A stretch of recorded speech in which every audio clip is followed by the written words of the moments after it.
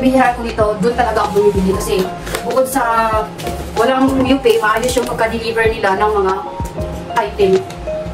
Tsaka mabait yung seller dito, madaling makausap.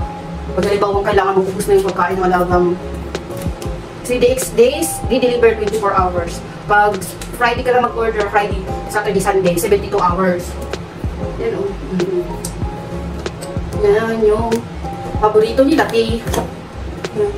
Kapalitan na ito ni Tiger. Tumudin lang ito sa Tiger. Tiger na ikaw yung papalian, no? Oo, tapos na kumain.